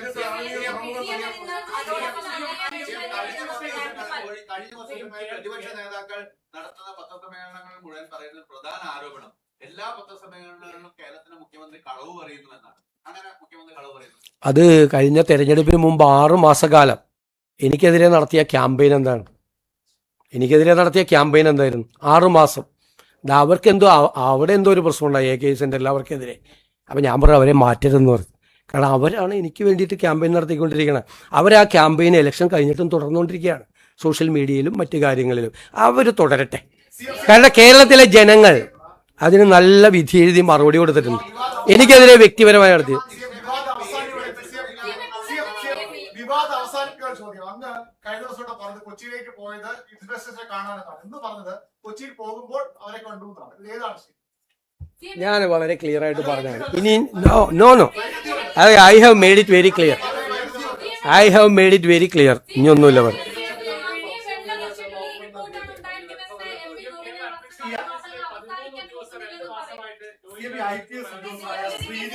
അതോടൊപ്പം തന്നെ മുതലപ്പൊഴിയിൽ 2 മത്സ്യത്തൊഴിലാളികളെ കാണാതായിട്ട് ഇന്ന് 6 ദിവസമായി. പക്ഷെ അവിടേക്ക് വകുപ്പ് മന്ത്രി പോലും തിരിഞ്ഞു നോക്കുന്നില്ല. രക്ഷാപ്രവർത്തനം ഊർജിതമല്ല എന്നുള്ളതാണ് ആ കുടുംബങ്ങൾ പറയുന്നത്. അവർ വലിയ പ്രതിഷേധത്തിലാണ്. അവിടെ തിരച്ചിലിനായിട്ട് മറൈൻ എൻഫോഴ്സ്മെന്റ്, കോസ്റ്റ് ഗാർഡ് സംവിധാനങ്ങൾ ഉപയോഗിച്ച് തെരച്ചിൽ നടത്തിക്കൊണ്ടിരിക്കുകയാണ്. ആഴക്കടലിൽ തെരച്ചിൽ നടത്താനായി കോസ്റ്റ് ഗാർഡിന്റെ വെസലുണ്ട്, നേവിയുടെ ഹെലികോപ്റ്റർ ആവശ്യപ്പെട്ടിട്ടുണ്ട്. അവരെത്തി തെരച്ചിൽ നടത്തിയിരുന്നു. ഇതുകൂടാതെ കോസ്റ്റൽ ഗാർഡിന്റെ വിഴിഞ്ഞം സ്റ്റേഷൻ കമാൻഡറിന്റെ നേതൃത്വത്തിൽ തമിഴ്നാട് കുളച്ചല്ല ആഴക്കടലിലും അങ്ങോട്ട് പോകാൻ സാധ്യതയുണ്ടെന്നോർത്ത് അവിടെയും തെരച്ചിൽ നടത്തുന്നുണ്ട്. കോസ്റ്റ് ഗാർഡിന്റെ ചെറു വിമാനങ്ങളും ഹെലികോപ്റ്ററും ആകാശ നിരീക്ഷണം നടത്തുന്നുണ്ട്. ഇതെല്ലാം അവിടെ ചെയ്തുകൊണ്ടിരിക്കുന്നുണ്ട്. നമുക്ക് കിട്ടിയില്ല എന്നുള്ളത് സങ്കടകരമായ കാര്യമാണ്. കുടുംബത്തിന്റെ സങ്കടമാണ്. നിങ്ങളത് ഞാൻ അതൊക്കെ ചെയ്യാൻ ഇതൊക്കെ നമുക്കറിയാലോ. തീരപ്രദേശത്ത് പഴയ മുഖ്യമന്ത്രി പോയത് ഓർമ്മയുണ്ടല്ലോ. അത് നമുക്കറിയാലോ. തീരപ്രദേശത്ത് അല്ല ഞാൻ പറഞ്ഞത് ഞാൻ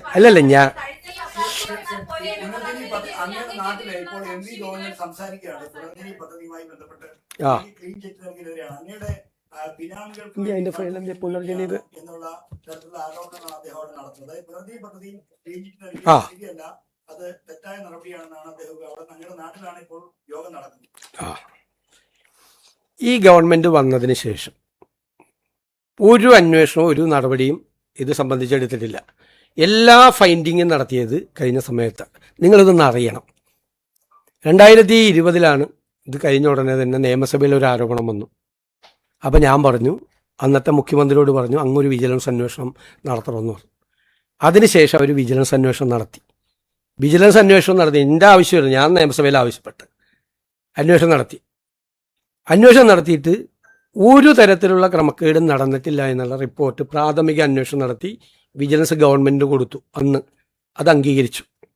അത് കഴിഞ്ഞിട്ട് ഒരു പരാതി ആയിട്ട് ഒരാൾ ഹൈക്കോടതിയിലെ സിംഗിൾ ബെഞ്ചിൽ പോയി. സിംഗിൾ ബെഞ്ച് പരാതി തള്ളി. രണ്ടാമത് അതിന് അപ്പീലായിട്ട് ഡിവിഷൻ ബെഞ്ചിൽ പോയി ഹൈക്കോടതി. അത് ആ ഡിവിഷൻ ബെഞ്ച് തള്ളി. കേട്ടോളാം. പിന്നീടാണ് ഞാൻ പ്രതിപക്ഷ നേതാവായി വരുന്നത്. പ്രതിപക്ഷ നേതാവായി വരുമ്പോഴാണ് 2023 നേരത്തെ അന്വേഷിച്ച് തള്ളിയ കേസ് ഞാൻ പ്രതിപക്ഷ നേതാവായപ്പോൾ വീണ്ടും ഒരു പരാതി വാങ്ങി വീണ്ടും അന്വേഷണം ആരംഭിച്ച് കഴിഞ്ഞതിന് ശേഷം വിജിലൻസ് റിപ്പോർട്ടാണ് 14/6/2023 രജിസ്റ്റർ ചെയ്ത കേസിൽ 7/9/24 വിജിലൻസ് റിപ്പോർട്ട് കൊടുത്തിരിക്കുകയാണ്. എന്താണ്? Enquiry could not discover any evidence to sustain the allegation. The enquiry so far could not reveal any evidence and also the allegations could not sustain in evidence. ഇത് ഞാൻ മുഖ്യമന്ത്രിയായതിനു ശേഷമുള്ളതല്ല, 7/9/2024 റിപ്പോർട്ടാണ്. ഇനി വീണ്ടും അതിലെ വിജിലൻസ് നടത്തിയ റിപ്പോർട്ടിൽ 2 വിജിലൻസ് ഡയറക്ടർമാർ റിപ്പോർട്ട് കൊടുത്തു. ഒന്ന്, prevention of corruption act attract ചെയ്യുന്ന ഒരു തെറ്റും ഞാൻ ചെയ്തിട്ടില്ല, ക്ലീൻ ചിറ്റാണ്. അതായത് PC ആക്ട് എനിക്കെതിരെ ഈ അലിഗേഷൻ അന്വേഷിച്ചതിൽ നിൽക്കില്ല എന്ന് ഒരു വിജിലൻസ് ഡയറക്ടർ. അപ്പോൾ പറഞ്ഞു FCRI അന്വേഷിക്കാൻ പ്രകാരം തീർക്കരുതല്ലേ, ഞാൻ പ്രതിപക്ഷ നേതാവാണല്ലോ, തീർക്കരുതല്ലേ, FCRI വയലേഷൻ നടത്തിയിട്ടുണ്ടോന്ന് അന്വേഷിക്കാൻ പറഞ്ഞു. ഒരു FCRI വയലേഷനും ഇല്ലെന്നും പറഞ്ഞ് രണ്ടാമത്തെ വിജിലൻസ് രണ്ട് വിജിലൻസ് ഡയറക്ടർമാരെ ഞാൻ സ്വാധീനിച്ചെന്ന് പറയരുത്. രണ്ടാമത്തെ വിജിലൻസ് ഡയറക്ടർ രണ്ടാമത് FCRI അന്വേഷണം നടത്തി. FCRI നിലനിൽക്കില്ല, ഒരു കാരണവശാലും നിലനിൽക്കില്ല എന്ന് പറഞ്ഞു. അതിൻ്റെ ഇടയിൽ വയനാട് ഞങ്ങളുടെ ക്യാമ്പ് നടത്തുന്ന ദിവസം അന്നത്തെ മുഖ്യമന്ത്രിയുടെ ഓഫീസിൽ നിന്ന് CBI അന്വേഷിക്കാൻ പോകണമെന്ന് പറഞ്ഞു. അപ്പോൾ ഞാൻ പറഞ്ഞ മറുപടി ഓർമ്മയുണ്ടല്ലോ, ഞാൻ പേടിച്ചു പോയി. ഉടനെ CBI അന്വേഷണം ഏർപ്പെടുത്തിക്കൊള്ളാൻ പറഞ്ഞു. CBI അന്വേഷണം ഇതിനകത്ത് നിലനിൽക്കുക, കാരണം വിജിലൻസിനൊരു കേസ് രജിസ്റ്റർ ചെയ്യാൻ പോലും പറ്റാത്തൊരു കേസിൽ CBI അന്വേഷണം നിലനിൽക്കില്ല എന്നുള്ള നിയമോപദേശം ഗവൺമെൻറ്റിന് കിട്ടി. അത് കഴിഞ്ഞതിന് ശേഷമാണ് ഇതെല്ലാം നിന്നിട്ട് ഇത് തീർക്കാതെ, എന്നുവെച്ചാൽ എല്ലാ റിപ്പോർട്ടും കിട്ടിയിട്ട് ഇത് തീർക്കാതെ ഇവർ കയ്യിൽ വെച്ചുകൊണ്ടിരുന്നു. മനസ്സിലായില്ലേ? ഇപ്പോൾ എന്താണ് കൊടുത്തിരിക്കുന്നത്? ഇപ്പോൾ കൊടുത്തിരിക്കുന്നത് 26/5/2026 ഡയറക്ടർ, വിജിലൻസ് ഡയറക്ടർ കൊടുത്തിരിക്കുന്നത് എന്താ? As stated earlier, there is no vigilance angle revealed in the case and so no action is due from this department in this regard. Hence further action in this regard may be dropped. എന്ന് അപ്പോൾ എല്ലാ അന്വേഷണം നടത്തി എല്ലാ റിപ്പോർട്ടും കൊടുത്തത് പിണറായി സർക്കാരിൻ്റെ കാലത്താണ്. പക്ഷെ ആ റിപ്പോർട്ട് വാങ്ങിച്ച് കയ്യിൽ വെച്ചിട്ട് ഈ ഒരു പുകമറ ഉണ്ടാക്കി എനിക്കെതിരായിട്ട് വിജിലൻസ് അന്വേഷണം നടക്കുന്നു എന്ന് തെരഞ്ഞെടുപ്പ് കാലത്ത് പോലും എനിക്കെതിരായിട്ട് ക്യാമ്പയിൻ നടത്തി. ആയിരുന്നല്ലോ, ക്ലിയർ ആയില്ലേ ഇപ്പോൾ? കാരണം ഞാനന്ന് പറഞ്ഞില്ല, ഞാനന്ന് ഒരിക്കലും ഇത് രാഷ്ട്രീയ വേട്ടയാടലാണെന്ന് ഞാൻ പറയില്ല, ഒരു ആരോപണം വന്നതാണ് എന്നായിരുന്നു എൻ്റെ വാക്ക്. എല്ലാവരും പറയും ഇത് രാഷ്ട്രീയമായി വേട്ടയാടുകയാണെന്ന് എല്ലാവരും പറയും രാഷ്ട്രീയ. ഞാൻ പറഞ്ഞു അന്ന് ഇത് രാഷ്ട്രീയമായിട്ടല്ല, ഒരു ആരോപണം വന്ന് ഞാൻ തന്നെയല്ലേ പറഞ്ഞു അന്വേഷിക്കാൻ. മറ്റേ വിജിലൻസ് പറഞ്ഞപ്പോൾ വിജിലൻസ് അന്വേഷിക്കാൻ പറഞ്ഞു, CBI പറഞ്ഞപ്പോൾ CBI അന്വേഷിക്കും. അന്ന് പോയപ്പോൾ കാര്യമായ തുക സംഭാവനയായി ലഭിച്ചിരുന്നു. അത് ഉപയോഗിച്ച് ചെയ്ത കാര്യങ്ങളെ പറ്റി ക്ലാരിറ്റി ഉണ്ടാക്കുമ്പോൾ ഇങ്ങനെയുള്ള ആരോപണങ്ങൾക്ക് സാധ്യതയില്ലാതെ പോകുന്നില്ല. അതൊക്കെ അവിടെ നിയോജകമണ്ഡലത്തിലെ ജനങ്ങൾക്ക് കൃത്യമായിട്ട് അറിയാം. വിജിലൻസിന് കംപ്ലീറ്റ് റിപ്പോർട്ട് കൊടുത്തിട്ടുണ്ട്. ഇത് കേട്ടോ, അവിടെ എത്ര വീട് വെച്ചിട്ടുണ്ട്, ആ വീടിലെ അഡ്രസ്, അവരുടെ അഡ്രസ്, എത്ര വീട് വെച്ചിട്ടുണ്ട്, എത്ര പേർക്ക് അവിടെ ധനസഹായം കൊടുത്തിട്ടുണ്ട്. ഈ കടക്കാർക്കൊന്നും കഴിഞ്ഞ പ്രാവശ്യം 2018 ഒന്നും കൊടുത്തില്ല. ഞാൻ 1600 കടകൾക്കാണ് അവിടെ നഷ്ടപരിഹാരം കൊടുത്തത്. കാലിത്തീറ്റ വരെ കൊടുത്തു, 50 ടൺ കാലിത്തീറ്റ വരെ കൊടുത്തു. ഓരോ സ്പോൺസർഷിപ്പാണ്. ഈ പുനർജനിക്ക് ഇവിടെ മോഡൽ എന്ന് പറയുന്നത്, ഞാനതുകൊണ്ടാണ് അന്ന് ധൈര്യമായിട്ട് അസംബ്ലി പറഞ്ഞത് ഇത് നല്ല മോഡലാണെന്ന് അന്വേഷണം നടത്തുന്ന ഉദ്യോഗസ്ഥന്മാരെ അപ്രീഷിയേറ്റ് ചെയ്യും. കാരണം ഞങ്ങൾക്ക് ഒരു അക്കൗണ്ടും ഇല്ല.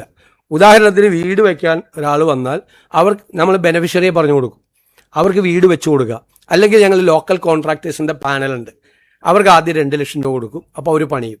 അത് നമ്മൾ റിപ്പോർട്ട് ചെയ്യുമ്പോൾ അടുത്ത 2 ലക്ഷം രൂപ കൊടുക്കും, പിന്നെ ബാക്കി പൈസ കൊടുക്കും. അങ്ങനെയാണ് വീട് പണി പൂർത്തിയാക്കുന്നത്. ഇപ്പോൾ തയ്യൽ മെഷീൻ കൊടുക്കാൻ വേണ്ടിയിട്ട് ചെയ്തതെന്ന് വെച്ച് കഴിഞ്ഞാൽ ഒരു കമ്പനിയായിട്ട് ഞങ്ങൾ ധാരണ ഉണ്ടാക്കി. അവർ പറഞ്ഞു ഇത് ഫ്ലഡിൻ്റെ റിലീഫാണ്, 100 തയ്യൽ മെഷീൻ ഞങ്ങൾക്ക് പൈസ തന്നാൽ ഞങ്ങൾ 110 എണ്ണം കൊടുക്കാമെന്ന്. അപ്പോൾ പല സ്ഥാപനങ്ങളും വന്ന്, റോട്ടറി ക്ലബ്ബുകൾ ഉൾപ്പെടെ സ്ഥാപനങ്ങൾ വന്ന് 100 എണ്ണത്തിൻ്റെ പൈസ അവിടെ അടയ്ക്കും കമ്പനിയിൽ. ഞങ്ങൾ ബെനഫിഷ്യറീസിൻ്റെ ലിസ്റ്റ് കാണിക്കും. എന്നിട്ട് ഈ ഡോണറിൻ്റെ സാന്നിധ്യത്തിൽ ഈ 110 പേർക്ക് ഞങ്ങൾ ഇത് കൊടുക്കും. അങ്ങനെയാണ് 1200 പേർക്ക് തയ്യൽ മെഷീൻ നഷ്ടപ്പെട്ടവർക്ക് എല്ലാവർക്കും കൊടുത്തു, കൃഷിനാശം സംഭവിച്ചവർക്ക് കൊടുത്തു. ഇനിയിപ്പോൾ ഞാൻ പറയുന്നത് എൻ്റെ അനുഭവം, ഇത് ഒരു മോഡലായിട്ടാണ് ചെയ്തത്. മോഡൽ എന്ന് വെച്ച് കഴിഞ്ഞാൽ അന്താരാഷ്ട്ര രംഗത്ത് പ്രവർത്തിക്കുകയും ഈ രംഗത്ത് പ്രവർത്തിക്കുകയും ചെയ്യുന്ന ഏജൻസികളുടെ മാനേജ്മെന്റ് ടെക്നിക്കൽ ഗൈഡൻസ് വാങ്ങിച്ചിട്ട് കേരളത്തിൽ ആദ്യമായിട്ട് ഒരു നിയോജക മണ്ഡലത്തിൽ ഒരു MLA ചെയ്ത പ്രോജക്റ്റ്. എനിക്ക് അതിൻ്റെ അകത്ത് അഭിമാനമുണ്ട്. എത്ര രൂപയോളം പ്രോജക്ട് മാതൃകയാക്കി സംസ്ഥാനത്ത് നടപ്പാക്കാനാണ് ഉദ്ദേശിക്കുന്നത് പുനർജനി മാതൃക. അല്ലല്ല, നമ്മളിപ്പോൾ വൺ കേരള മിഷൻ നമ്മൾ ഡിക്ലെയർ ചെയ്തിട്ടുണ്ട്. ഇതൊക്കെ നമ്മുടെ അനുഭവത്തിൽ നിന്ന് ചെയ്താണ്. ബജറ്റിൽ വെറുതെ ഒരു ഇതല്ല. അതിൽ ഈ രംഗത്ത് ചാരിറ്റി രംഗത്ത് പ്രവർത്തിക്കുന്ന ഒരുപാട് സംഘടനകളുണ്ട്. അവരുടെ എക്സ്പീരിയൻസ് ഉണ്ട് ഇഷ്ടം പോലെ, ധാരാളം. നമ്മൾ അത്ഭുതപ്പെട്ടു പോകും. ഓരോ രംഗത്ത് പ്രവർത്തിക്കുന്ന, ഓരോ ഫീൽഡിൽ പ്രവർത്തിക്കുന്ന അവരെല്ലാം കൂടി അസോസിയേറ്റ് ചെയ്തുകൊണ്ട് നമ്മളൊരു കോർപ്പസ് ഉണ്ടാക്കിക്കൊണ്ട് ചെയ്യും. അതിൽ ഞങ്ങൾ ഡിക്ലെയർ ചെയ്തേക്കുന്ന 2 കാര്യമാണ്. ഒന്ന്, ഒരു ഡോണർ 1000 രൂപ തന്നാൽ അതിൽ നിന്ന് 1 രൂപ പോലും ചെലവെടുക്കാതെ ഈ 1000 രൂപയും ബെനഫിഷ്യറിയുടെ കയ്യിലെത്തിക്കും. അതായിരുന്നു പുനർജനി മോഡലും. എത്തിക്കും. 1 രൂപ പോലും പോവില്ല. ചെലവ് നമ്മൾ വേറെ വഹിക്കും, ഗവൺമെൻറ് വഹിക്കും ചെലവ്. അവിടെ MLA വേറെ സംവിധാനം ഉണ്ടാക്കി ആ ചെലവ് വഹിക്കും. പിന്നെ ഈ ബെനഫിഷ്യറി ആരാണെന്ന് ഡോണറിന് അറിയാൻ പറ്റിയെന്ന സംവിധാനം ഇയാൾ അർഹതപ്പെട്ട ആളാണെന്ന്. ഇപ്പം ഞാനെനിക്ക് 200 തയ്യൽ മെഷീൻ റോട്ടറി ക്ലബ്ബുകളിലൂടെയൊക്കെ തന്നു. അപ്പോൾ ഞാൻ പറഞ്ഞു, റോട്ടറി ക്ലബിനെ അവരുടെ സ്ത്രീകളുടെ സംഘടനയുണ്ട് ഇന്നർവീൽ, അവരോട് വന്ന് ഈ 200 വീടുകളും വിസിറ്റ് ചെയ്യാൻ പറഞ്ഞു. ഈ 200 വീടുകളിൽ അവിടുത്തെ സ്ത്രീകൾ വന്ന് വിസിറ്റ് ചെയ്തു. അപ്പോൾ അവർ വിസിറ്റ് ചെയ്തിട്ട് തിരിച്ച് അവരുടെ കുടുംബങ്ങളെ ഉൾപ്പെടെയാണ് അവരോട് പറഞ്ഞു 300 എണ്ണം കൂടി കൊടുക്കണമെന്ന് പറഞ്ഞു. കാരണം അത്ര നന്നായിട്ടാണ് ചെയ്തിരിക്കുന്നത്. അപ്പോൾ അവർ 300 എണ്ണം കൂടി തന്നു. ഇതോരോ മോഡലാണ്. ഇപ്പം 2 കാര്യമാണ് ഇത്തരം കാര്യങ്ങൾ ചെയ്യുമ്പോൾ ചെയ്യുന്നത്. ഒന്ന്, ഒരു ഡോണറും തരുന്ന പൈസയുടെ 1 രൂപ കുറയരുത്. 2, ബെനഫിഷ്യറിയെ സെലക്ട് ചെയ്യും. ഞാൻ എങ്ങനെ ബെനഫിഷ്യറിയെ സെലക്ട് ചെയ്ത്? ഒരു മാനേജ്മെൻറ്റ് സ്കൂളുണ്ട്, കോളേജ് കളമശ്ശേരിയിൽ, XIME സേവിയേഴ്സിൻ്റെയാണ്. അവിടുത്തെ 200ഓളം സ്റ്റുഡൻസ്, MPA സ്റ്റുഡൻസും അവിടുത്തെ അധ്യാപകരും വന്ന് സർവേ നടത്തിയിട്ടാണ്, ആ സർവേയുടെ റിസൾട്ട് വെച്ചിട്ടാണ് ഇത് ചെയ്തത്. ഇപ്പോൾ കടകൾക്ക് വിതരണം നടത്തിയപ്പോൾ അതിൻ്റെ കൂടെ വ്യാപാരി വ്യവസായി സംഘടനകളുടെ ലെറ്റർ കൂടി വാങ്ങിച്ചു. അപ്പം നമ്മൾ പിന്നെ ഞങ്ങളുടെ ഒരു ടീം വിസിറ്റ് ചെയ്ത് നോക്കി. അങ്ങനെ 2-3 മാർഗങ്ങളിലൂടെ നമ്മൾ ആരെങ്കിലും തരുന്ന പൈസ പറ്റിക്കരുതല്ലോ മറ്റവർ, തട്ടിപ്പിച്ചു കൊണ്ടുവരും. അങ്ങനെയുള്ള നിങ്ങളൊന്ന് പഠിക്കുക, ആ സ്കീമൊന്ന് പഠിക്കുക. നിങ്ങളെന്നിട്ട് എഴുതുക അതിനെപ്പറ്റിയൊക്കെ. എൻ്റെ പേര് പറയണ്ട.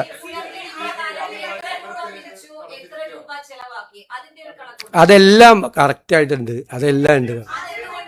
അതെല്ലാം വിജിലൻസിൽ കൊടുത്തിട്ടുണ്ടെന്ന്. ഗവൺമെന്റിന്റെ കയ്യിലുണ്ട്, സർക്കാരിന്റെ കയ്യിലുണ്ട്. ഞാൻ പല പ്രാവശ്യം പറഞ്ഞതാണ്. എത്ര വീട് വെച്ചെന്ന് വരെ പറയും. നിങ്ങൾ കേൾക്കാത്തതിന് ഞാൻ എന്ത് ചെയ്യാൻ പറ്റും? ഏതെല്ലാം കാര്യങ്ങൾ ചെയ്തിട്ടുണ്ട് എന്ന് എക്സ്പ്ലെയിൻ ചെയ്യുകയും 2021 തെരഞ്ഞെടുപ്പ് കാലത്ത് പ്രിന്റ് ചെയ്ത് എല്ലാ വീടുകളിലും എത്തിക്കുകയും ചെയ്തതാണ്. ഏത്? എല്ലാ വീടുകളിലും. അന്ന് വച്ച വീടുകളുടെ എണ്ണം, കൊടുത്ത തയ്യൽ മെഷീനുകളുടെ എണ്ണം, കാർഷിക കടാശ്വാസം കൊടുത്തത്, ഈ കടകൾ നഷ്ടപ്പെട്ടവർക്ക് പൈസ കൊടുത്തത്, പശുവിന് തീറ്റ പോലും ഉണ്ടായിരുന്നില്ല. 50 ടൺ കാലിത്തീറ്റയാണ് മിൽമ ബൂത്തുകൾ വഴി, മിൽമ വഴി അന്ന് വിതരണം ചെയ്തു. ഒരു സ്ഥലത്തും ചെയ്തിട്ടില്ല സംസ്ഥാനത്ത്. അങ്ങനെയുള്ള മൈന്യൂട്ടായിട്ടുള്ള കാര്യം. കുഞ്ഞുങ്ങൾക്ക് കംപ്ലീറ്റ് ഇത് നഷ്ടപ്പെട്ടവർക്ക് ഉള്ള സാധനങ്ങൾ, ലാപ്ടോപ്പ്, അതുപോലെ ഫോൺ നഷ്ടപ്പെട്ട ആളുകൾക്ക് ഫോണ്, ഒരുപാട് കാര്യങ്ങൾ അതെല്ലാം പ്രിന്റ് ചെയ്ത് പബ്ലിഷ് ചെയ്താണ്. എന്നിട്ട് എപ്പോഴും വന്നിട്ട് ഇതേ ചോദ്യം ചോദിക്കുക, എന്താണ്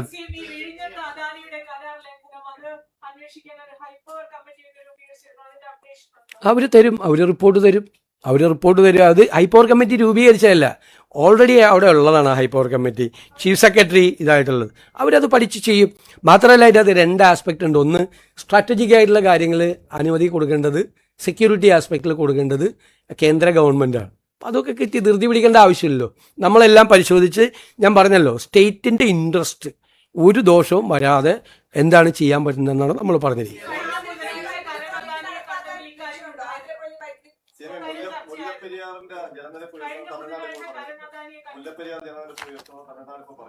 അല്ല, അത് നമ്മൾ ആ ഒരു ഡിസ്പ്യൂട്ട് നിലനിൽക്കുമല്ലേ, കേസും കമ്മിറ്റിയും.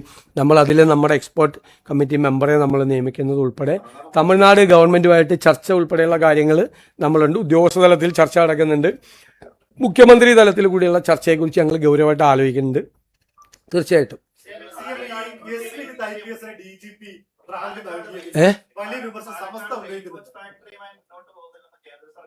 എന്താണ് അതിപ്പോഴല്ല അവരെ അറിയിച്ചത്. 2022 അറിയിച്ചായിരുന്നു. 2022 അറിയിച്ചപ്പോൾ ആ സ്ഥലം റെയിൽവേയിൽ നിന്ന് വിട്ട് കിട്ടാൻ വേണ്ടിയിട്ടാണ് കഴിഞ്ഞ ഗവൺമെൻറ് നോക്കിയത്. അവരന്നും പറഞ്ഞത് ഇപ്പോഴും പറഞ്ഞ ഒന്ന് തന്നെയാണ്. കാരണം അവർക്ക് ആവശ്യമില്ല എന്ത് കോച്ച് ഫാക്ടറിയുടെ ആവശ്യമായിട്ടുള്ള കോച്ചുകൾ ബാക്കിയുള്ള ഫാക്ടറികൾ നിർമ്മിക്കുന്നുണ്ട്. ഇനി ഒരു പുതിയ കോച്ച് ഫാക്ടറിയുടെ ആവശ്യമില്ല. ഇപ്പോൾ റെയിൽവേ പറഞ്ഞിരിക്കുന്നത് അവരെ ഏതെങ്കിലും ഒരു ഇൻവെസ്റ്റ്മെൻറ്റ് കൊണ്ടുവരാം എന്നാണ് പറഞ്ഞിരിക്കുന്നത്. അപ്പോൾ റെയിൽവേ മിനിസ്റ്ററുമായിട്ട് നമ്മൾ സംസാരിക്കും. ഇതിപ്പോൾ കിട്ടിയ ഇൻഫർമേഷൻ അല്ല, ഇപ്പോൾ ഒരു വാർത്ത വന്നൊന്നല്ല. 2022 ഓൾറെഡി സെൻട്രൽ ഗവൺമെൻറ് സ്റ്റേറ്റ് ഗവൺമെൻറ്റിനെ അറിയിച്ചത്. ഇപ്പം ശരിയപ്പോൾ അത്രയും മതി. ഈ എസ് ഇതിന്റെ പ്രമോഷനുമായി ബന്ധപ്പെട്ട ഹൈക്കോടതി ചില വിമർശനം സമസ്തയിൽ നിന്ന് സമാനമായ വിമർശനം അതല്ല, നമ്മുടെ മുമ്പിൽ ഒരു വേക്കൻസി വരുമ്പോൾ നമ്മൾ ചെയ്യേണ്ട നടപടിക്രമം പൂർത്തിയാക്കിയാണ് ചെയ്തിട്ടുള്ളത്. ഹൈക്കോടതിക്ക് അതിൻ്റെ അകത്ത് എന്ത് തീരുമാനം വേണമെങ്കിലും എടുക്കാം. ഹൈക്കോടതി എന്ത് തീരുമാനം വേണമെങ്കിലും എടുക്കാം. നമ്മുടെ മുമ്പിൽ അദ്ദേഹത്തിനെതിരായിട്ട് വിജിലൻസ് കേസ് ഇല്ലല്ലോ. വിജിലൻസ് കേസ് വന്നേക്കും എന്ന് പറഞ്ഞുകൊണ്ട് നമ്മൾ ഒരാളുടെ പ്രൊമോഷൻ തടയണെന്തിന്? ഒരാളുടെ പ്രൊമോഷൻ തടയണെന്ന്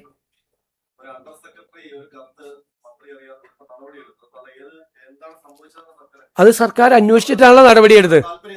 നടപടി അത് അന്വേഷിച്ചിട്ടാണ്. അതായത് സസ്പെൻഷൻ ഒരു അന്വേഷണ വിധേയമായിട്ടാണല്ലോ സസ്പെൻഡ് ചെയ്തേക്കുന്നത്. പ്രഥമ ദൃഷ്ട്യാ ഗുരുതരമായ തെറ്റ് ചെയ്തിട്ടുള്ളതായിട്ട് കണ്ടു. കാരണം അവിടെ നിന്ന് മന്ത്രി കൊടുത്തതല്ല ഇതായിരുന്നു. അതായത് ഒരാളെ മനഃപൂർവ്വം ഒരാളെ സഹായിക്കാൻ വേണ്ടി ചെയ്തതായിട്ട് പ്രഥമ ദൃഷ്ട്യാ മനസ്സിലായതുകൊണ്ടാണ് നടപടിയെടുത്തത്. ഇനി അത് അന്വേഷണം പൂർത്തീകരിച്ചിട്ട് ചെയ്യും. സസ്പെൻഷൻ പണിഷ്മെന്റ് അല്ലല്ലോ.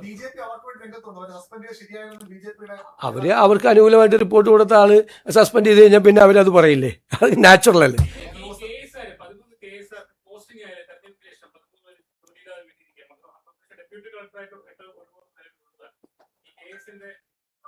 പോസ്റ്റ് ഇല്ലാത്ത സമയത്ത് ചെയ്താണ്. നമുക്ക് നോക്കാം, ഞങ്ങളത് പരിശോധിക്കാം. അവരെ വഴിയാധാരാക്കാൻ പറ്റില്ലല്ലോ. അതൊക്കെ ചെയ്ത ഒരുപാട് ക്രമക്കേടുകൾ ഇത്തരം കാര്യങ്ങളിൽ നടന്നിട്ടുണ്ട്. എടാ ഇതേന്ന് നിങ്ങൾ ശബരിമല നെയ്യിനെ പറ്റിയും ചോദിച്ചില്ല, മറ്റേ PSC ക്രമക്കേടിനെ പറ്റി ഒന്നും ചോദിച്ചില്ല. അല്ല, ഞാൻ ശ്രദ്ധിക്കേണ്ടത്